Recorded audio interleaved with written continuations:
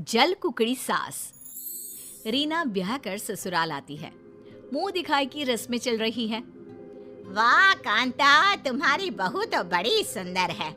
हाँ भाई, चांद सूरज की जोड़ी है। अच्छा, अब नजर मत लगाओ, रात बहुत हो गई है। सब अपने घरों को जाओ, बहू को भी आराम करना है।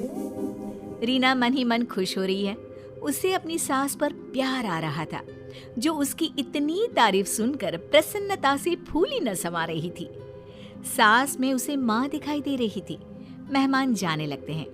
तभी एक आंटी उसकी सास से कहती है, बात सुनो कांता, सुंदर बहू मतलब बेटा छू, इसलिए जरा इसे अच्छी तरह समझा कर रखना। अरे 2-4 दिन बीतने दो, फिर असली ससुराल का मतलब समझाती हूँ। इस तरह दिन गुजरते हैं। शादी के 1 हफ्ते के बाद, बहू मुझे तुमसे कुछ जरूरी बातें करनी है। जी कहिए माँ जी। देखो, हमारे घर में नौकर रखने का रिवाज नहीं है। घर का सब काम हम खुद ही करते हैं। अब तुम आ गई हो तो आज से ये जिम्मेदारी तुम्हारी। रीना थी एक सीधी सादी और दिल की नेक लड़की।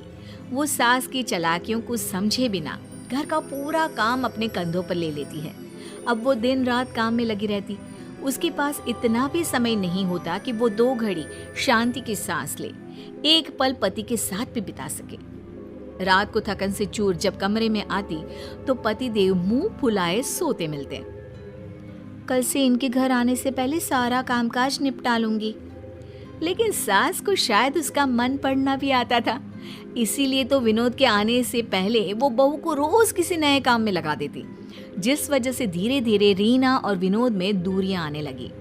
सुनिए जी, कल इतवार है, आपकी छुट्टी रहेगी, कहीं घूमने चले क्या?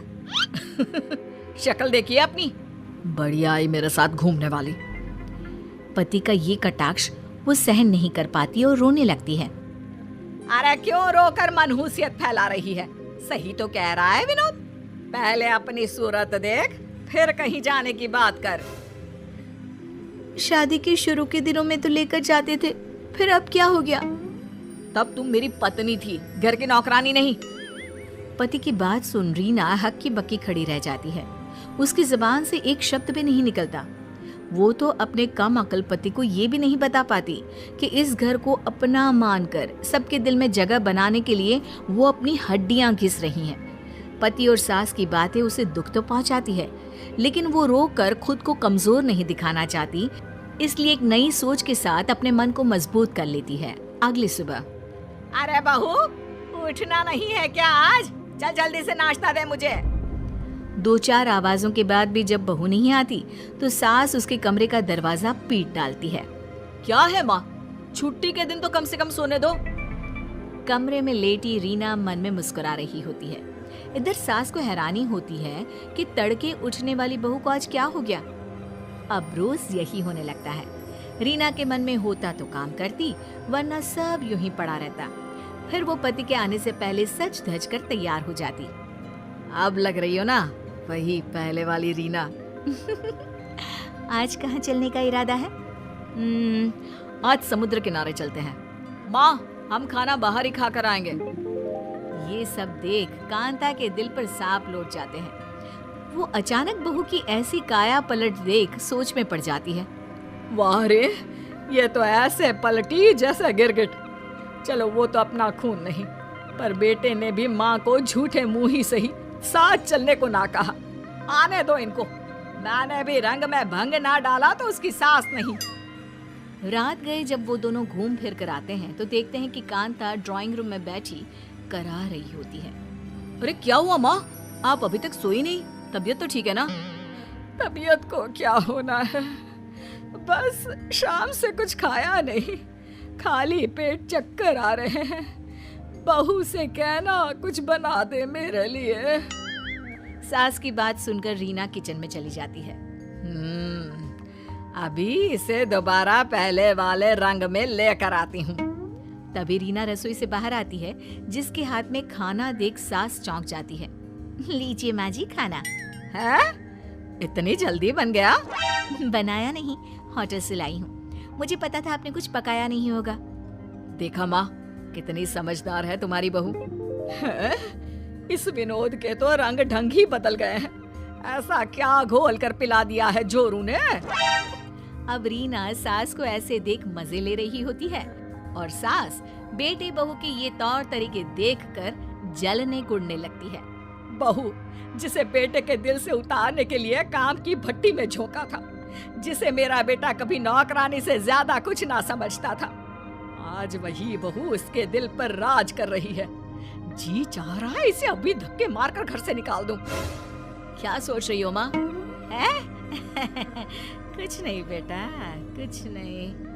मैं बताऊं माँ जी आप क्या सोच रही हैं? अच्छा जी, तुम्हें ये भी पता है? बताओ बताओ। माँ जी का जी कर रहा है कि वो मुझे इस घर से निकाल दे। क्यों माँ जी, मैंने ठीक कहा ना? अरे माँ भला ऐसा क्यों सोचेंगी? क्योंकि माँ जी को इस बात से इनसिक्योरिटी है कि घर में इतनी सुंदर बहू आ गई और कहीं इस वजह से उनका बेटा उन्हें भूलकर सिर्फ पत्नी के पल्लू से ना बन जाए। रीना की बात सुनकर कांता चौंक जाती है। वो समझ जाती है कि रीना को उसके इरादों की खबर हो चुकी है, लेकिन कहीं ना कहीं कांता के मन पर भी इस बात का बोझ था। बहू मुझे माफ कर दे। लोगों की बातों में आकर मैंने अपनी सुंदर, सुशील और सीधी सादी बहू का जीना दुश्वार कर दिया। मैं ममता में बहक गई थी, इसलिए तुझ पर सारा बोझ डालकर तेरे चेहरे का नूर खत्म करना चाहा। मुझे माफ कर दे बहू। सास की आंखों में पश्चाताप के आंसू आ जाते हैं, जिसे देख बहू और बेटा दोनों ही उसे गले लगा लेते हैं। रोइए मत माँ जी और माफी भी मत मांगिए, गलती किसी की नहीं है। लेकिन बहू तुझे ये सब कैसे पता चला? मैंने छिपकर आपकी और पड़ोसन आंटी की बातें सुन ली थी। वैसे माँ, सुंदर बहू लाने का अरमान भी तो आपको ही था ना? अरे तो क्यों ना लाती? घर में कोई तो मुझे टक्कर देने वाला होना चाहिए ना। तुझसे तो उसकी उम्मीद नहीं कर सकती।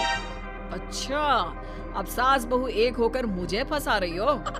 इस बात पर सब हंसने लगते हैं, जिसके बाद रीना सबके लिए चाय लेकर आती है और अच्छे माहौल में हंसी मजाक के साथ चाय की चुस्कियों के बीच गुजरे दिनों की बात करने लगते हैं। जैसे मैंने बिना सोचे समझे बस बहू को विलन समझ लिया। अगर कोई दूसरी होती तो शायद मेरे बेटे को मुझसे कहीं दूर ले जाती।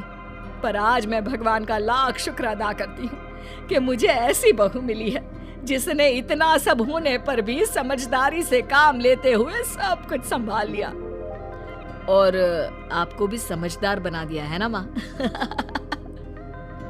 लेकिन अब सब ठीक हो गया है और अब हम हमेशा साथ रहेंगे।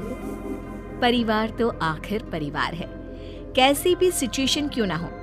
अगर हम गुस्से और जल्दबाजी में फैसले करने की जगह शांत रहकर समझदारी से काम लें तो सब कुछ मुमकिन हो सकता है।